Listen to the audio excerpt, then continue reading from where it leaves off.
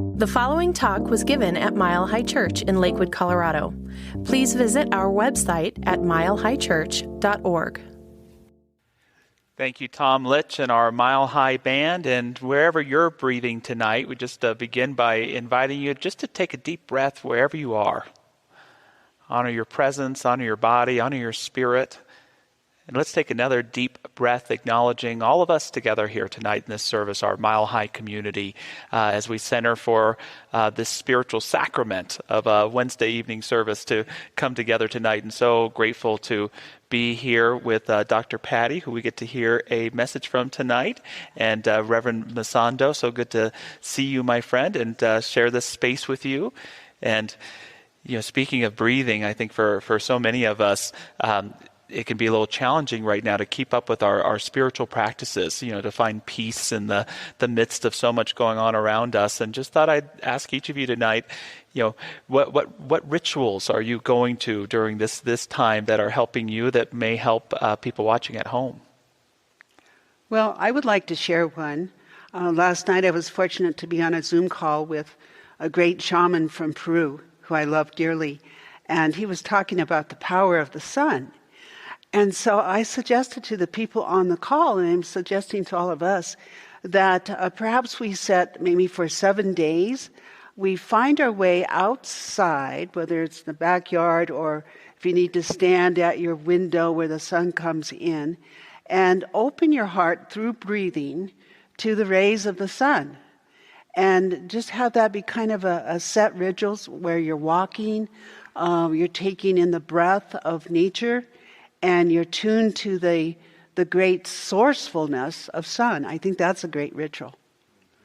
I love that. It's such an important thing to remember that, although there's a lot of health concerns around us, that nature's a pretty safe place, that the outside world's still a lovely place to connect with and be in and find our own hearts in. Mm-hmm. Yeah, totally. I probably could use a little more ritual, I'm going to be honest. But what I know that I'm doing much more right now is just taking moments to come back to whatever I happen to be doing. And that to me is at the heart of mindfulness practice. It's, it sometimes can look like sitting on a cushion. I have like my meditation cushion that I utilize for just sitting meditation. But what I notice is like there'll be just times throughout the day where my mind is everywhere, where I'm thinking about what's going on in the world, I'm thinking about work, I'm thinking about what needs to get done, I think about what I haven't gotten done yet, and I just need to come back to this moment. So, like, we have a lot of dishes. I don't know if anybody else has more dishes these days, but like we have more dishes than I've ever had in my whole life. And so I just like utilize that time just to like come back to being really present, like just being really present with every single dish I'm washing. And it brings me into a place where I'm just present with what is, and I can begin to feel my inner life again, right? So I probably need a more disciplined practice, to be honest. I probably do a formal meditation practice probably like 2 or 3 times a week. But I notice like I need more than that these days. I need throughout the day times where I'm just coming back, and that could be during a walk outside, but it can be doing normal stuff like vacuuming and cleaning, stuff that I'm just doing way more of these days in my house. It's a great tool for your wife, Rebecca, to say there's some opportunities for mindfulness in the kitchen for you. Yes, exactly. Like the cupboard thing, I think maybe 50% less than normal. But leaving those cupboards open.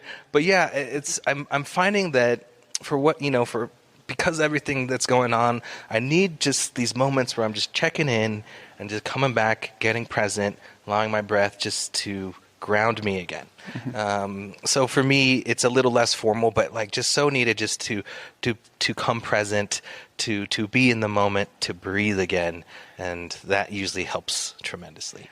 And I know both of you have other human creatures in the house, and at least at times fur creatures. And any words for finding? Because I don't know, in my house, it sometimes feels like we're all living together, but we're separated by infinity sometimes too, because we're all going through the different things that we're doing. And so, anything about things that we can do as a family or as couples that can help ground us.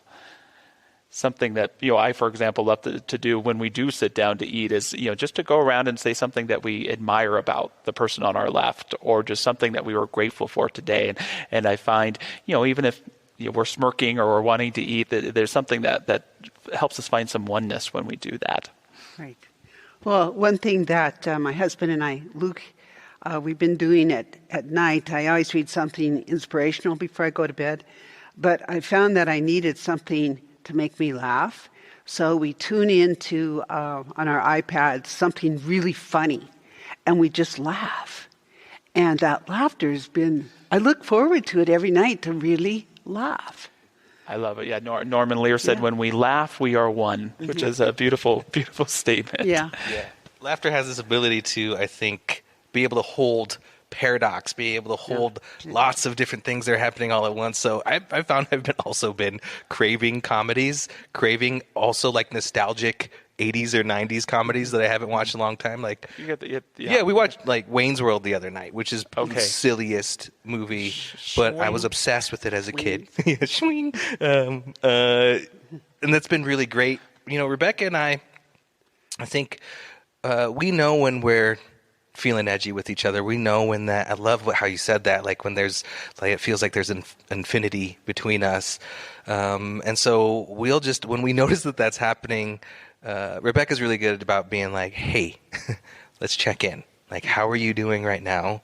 It sounds from, what you've been telling me that there's something going on. Let's talk about that. So I think, I'm an extroverted person. So I often need someone to be able to reflect things back to me. I need to be able to process my feelings with another human being. And so that ritual of just checking in with each other has been really important and powerful. And I think, most of us have probably done a good job of creating schedules for ourselves when we're at home to be able to put work away or whatever it may be. But this idea of creating these little spiritual rituals that honor mindfulness, that honor gratitude, that honor our love for who's around us, or we can even honor ourselves if we're in a place of not loving them so much in that moment to be there, because, even though there's all this is going on, the sacred is still within us and all around us. And something that I love that you're doing right now, Reverend Masando, is you've created a ritual of being of service to our community here at Mile High Church. Man, there's nothing like getting out of your own head and your own feels than just showing up for someone else. And so, in the midst of all of the ways that we're navigating this, it's really good to remember that there are those that are, have even greater needs than we do. And so, we're doing this food drive. We did it yesterday, and we're going to do another day tomorrow with the Action Center. And it was a really powerful experience coming here on Tuesday. We're only here for a couple hours, but people, it was really safe. People were able just to drive through, pop their trunks. The Action Center staff unloads the groceries, and then you say goodbye. But even just like these small moments of seeing familiar faces and waving, of seeing all of the food that was provided. I guess we had they estimated that we gathered about 2 weeks worth of food for them just on Tuesday. That's great. And so, after Thursday, hopefully we'll get another 2 weeks or more than that. And to feel that impact, and to know that even during these really weird and crazy times, we can still be of service, and how that's a part of our spiritual path too. Sure. That there's something about getting out of our own story, out of our own heads, out of our own selves, and just recognizing like, oh yeah, like I can do something for someone else right now, even if it's just a really small thing, and it goes a long way. My spirits were so lifted after that. So I encourage anybody that that is feeling that call to participate and roll through tomorrow and drop off some groceries. If you can't leave the house, you can take a check and write it to the Action Center, Google their address, or send it to here with us and their name, and they're even matching donations right now, aren't they? They have a donor that's matching 50% of all of their cash donations right now, so your dollar even goes further. So if you can't leave the house, that's totally okay. You can make your monetary donation, then that's huge and powerful too. Yeah. So, nothing like forgetting ourselves in acts of service to kind of awaken that spirit, and a great family activity to do as well. So we're grateful for everyone that's participating in that. And, if you're on Facebook chat, if you've got a ritual or anything like that you're doing, share with us. And we're going to hear from Dr. Patty. We're going to have a great prayer ritual with Reverend Masando. So thanks for tuning in and being with us. What I want to talk about tonight is digging deeper and never, ever giving up. We're living in such changing times that I think it would be really fitting if we all had a little sign around our neck that we are under construction, because we are in a zone right now, a transformational zone. And in that zone, what I recognize is that it's asking us to dig deeper into who we are as a being, who I am as human Patty, who I am as spiritual Patty. Is there any difference in that? I don't know about you, but being at home, I've had a lot of work to do to support the church, which is my heart's desire to do.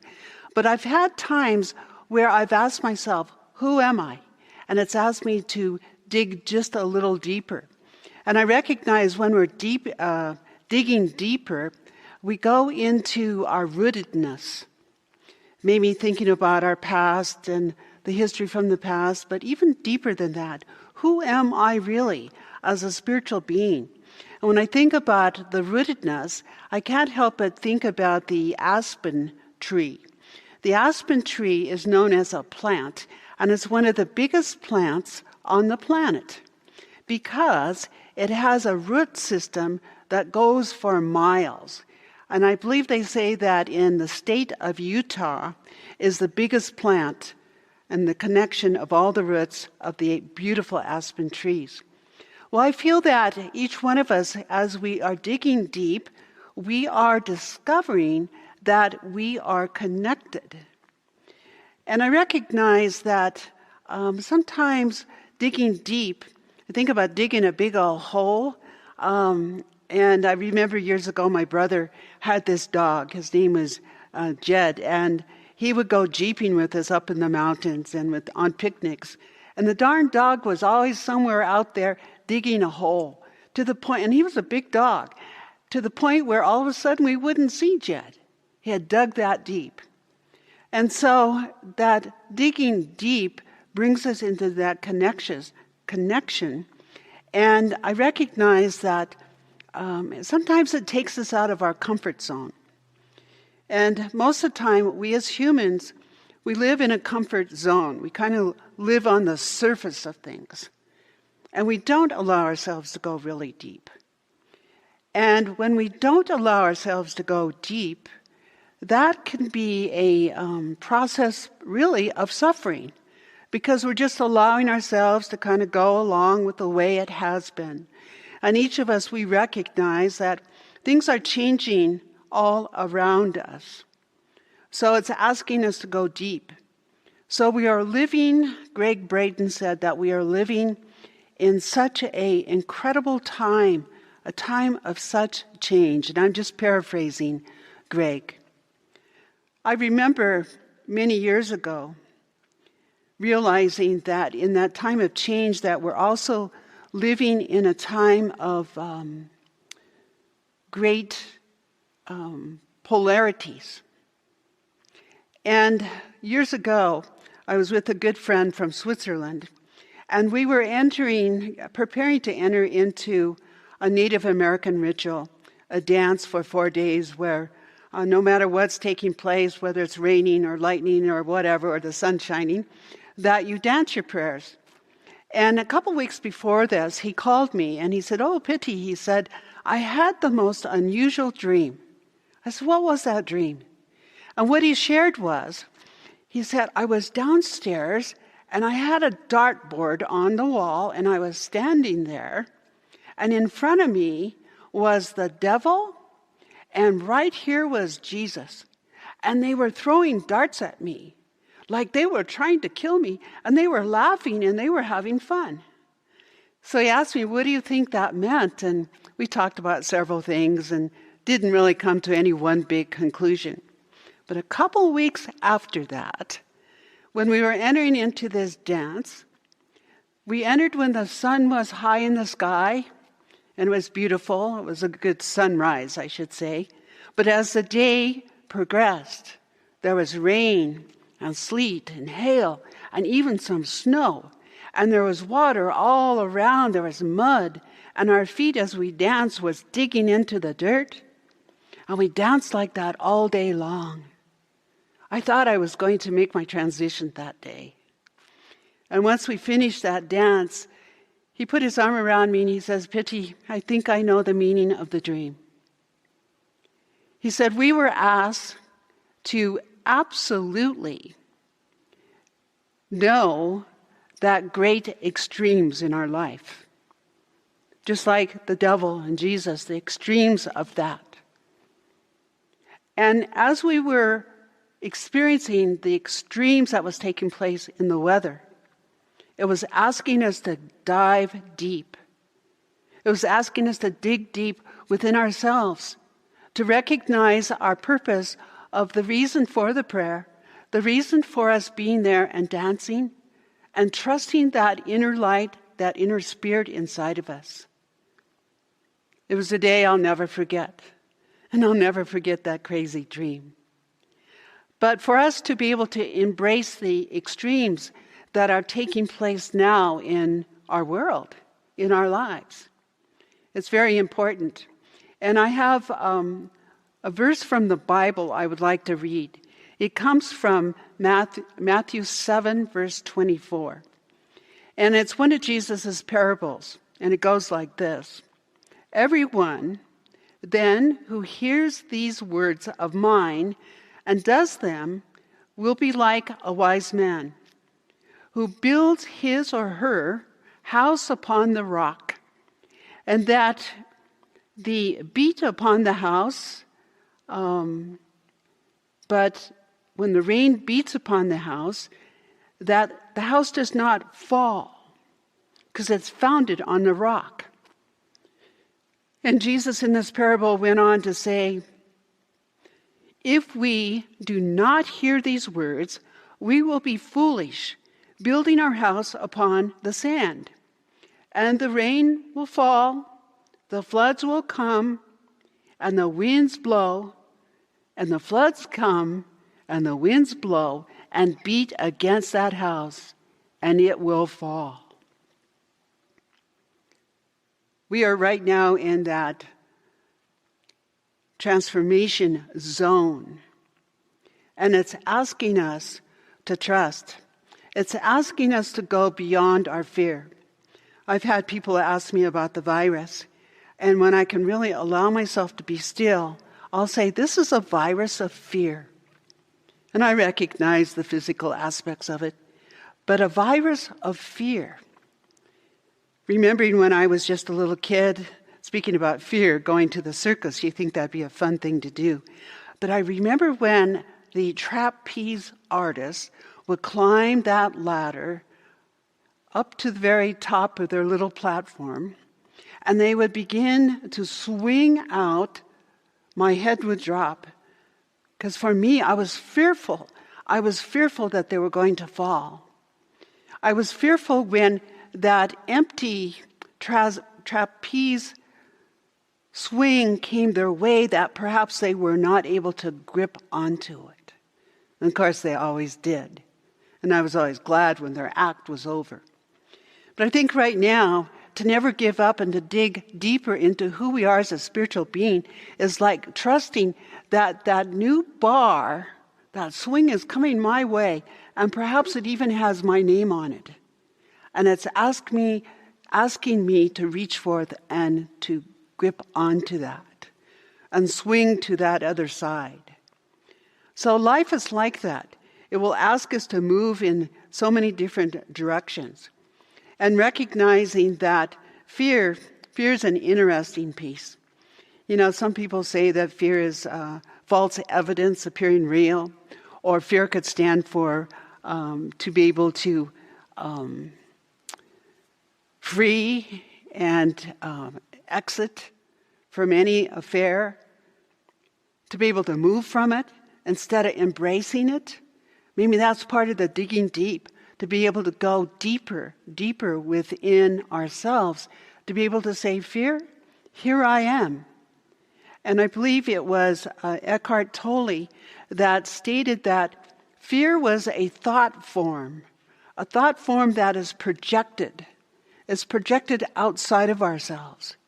So what if in digging, to be able to stand upon the rock, to stand upon that rock of spiritual knowingness that each one of us, we are so anchored in that rootedness of spirit, and it is eternal.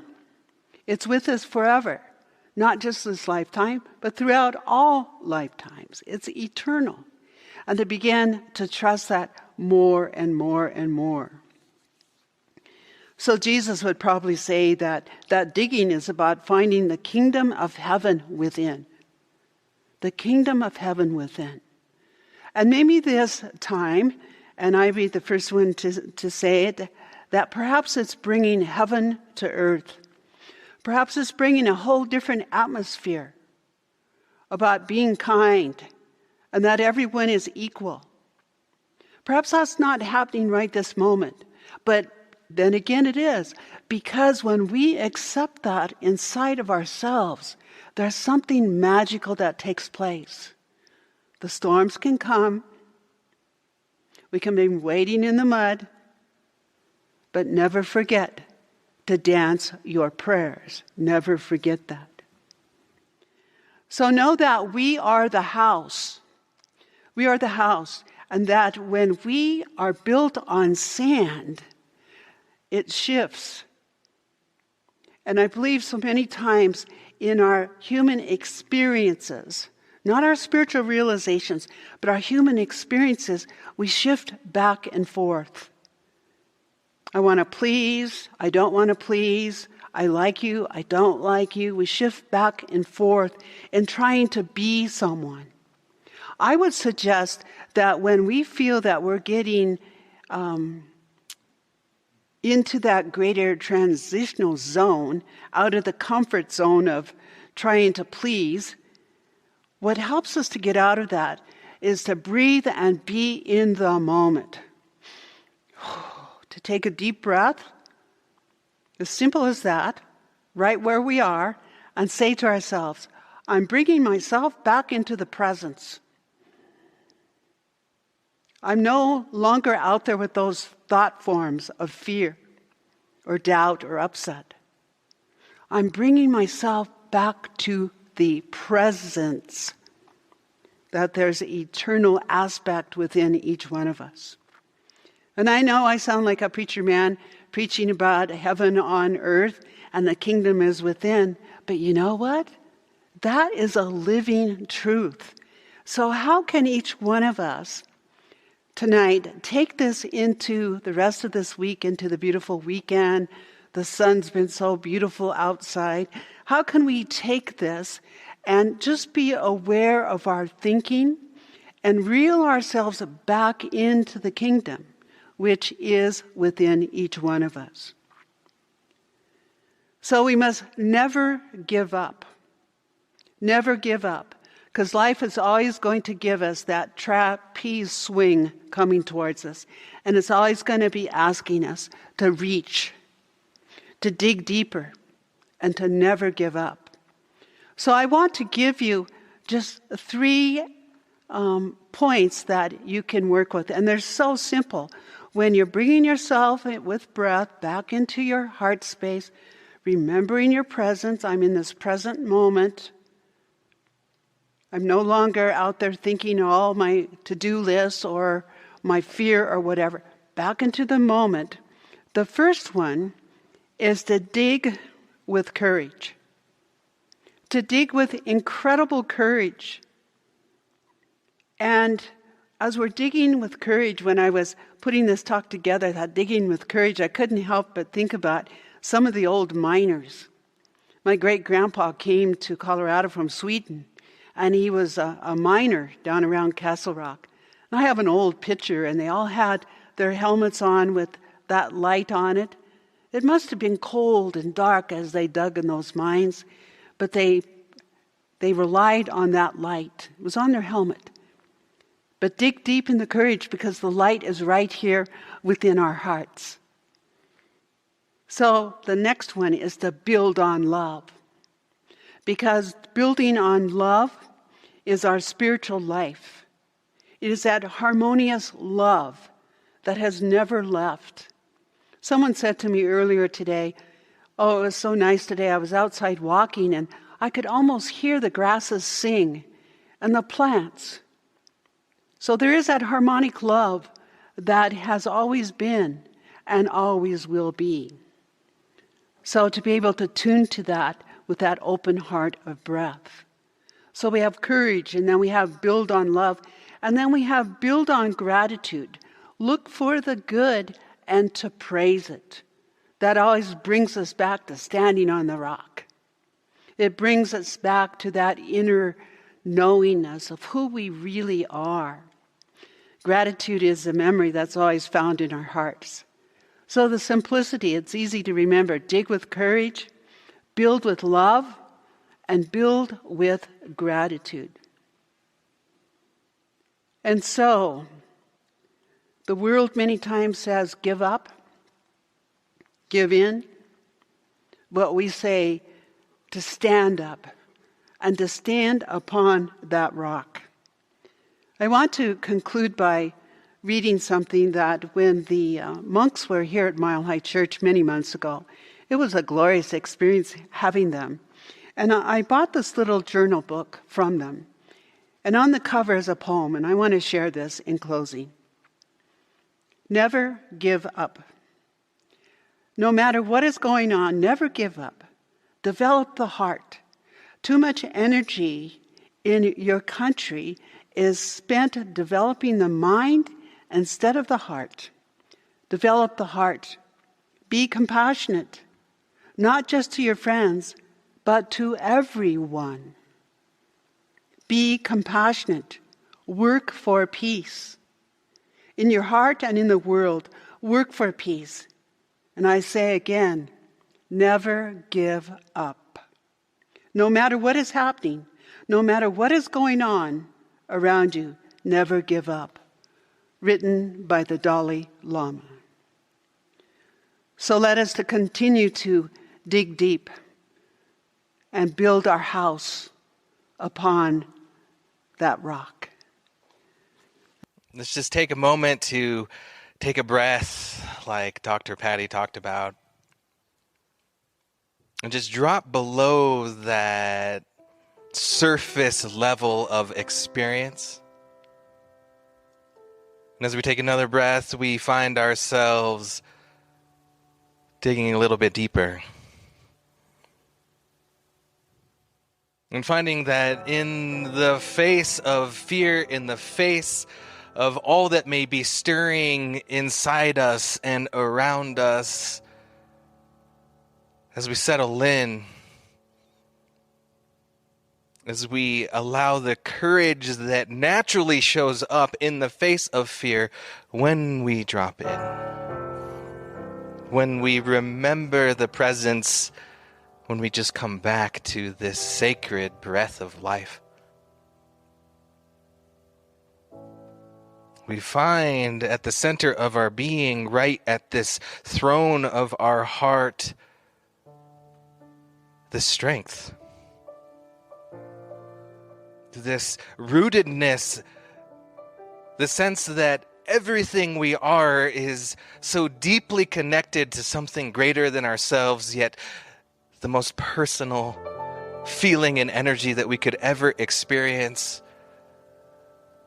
We take a breath and find ourselves rooted in this foundation that allows fear, that allows anxiety, that allows anything that may be stirring within us and around us to be.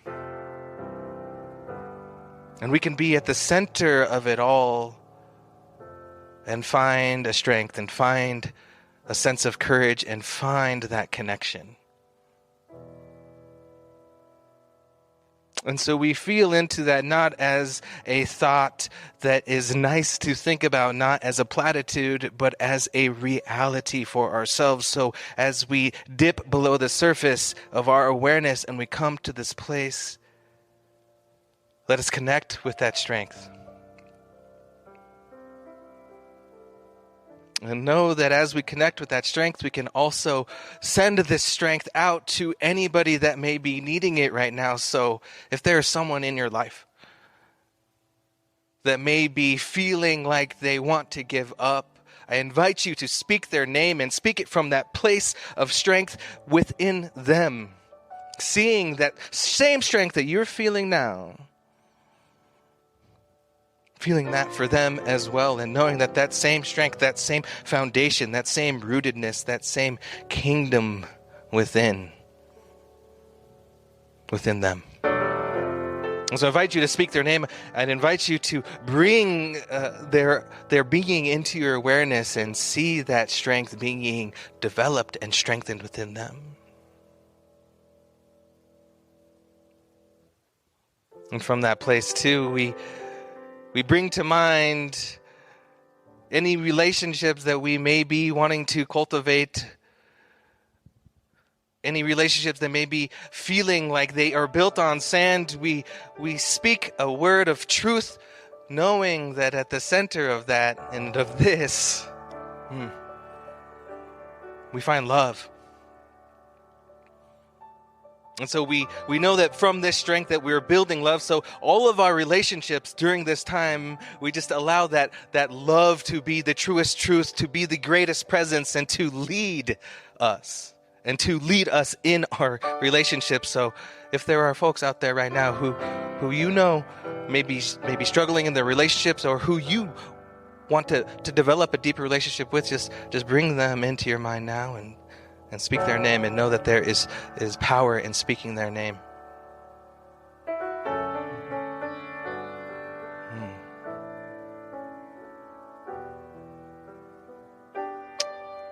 And from this place too, we can bring in this feeling of gratitude, like Dr. Patty talked about, that there's nothing else that can really come when we've discovered this place within. Gratitude is the natural abundance of the heart that flows when we come back into this remembrance of the presence. And so if there is anyone who in your life you know may be struggling financially, who may be experiencing fear or anxiety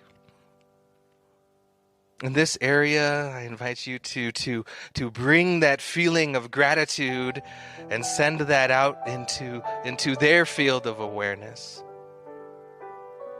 Knowing too for them that there is a strength and an abundance and a prosperity within their life as well.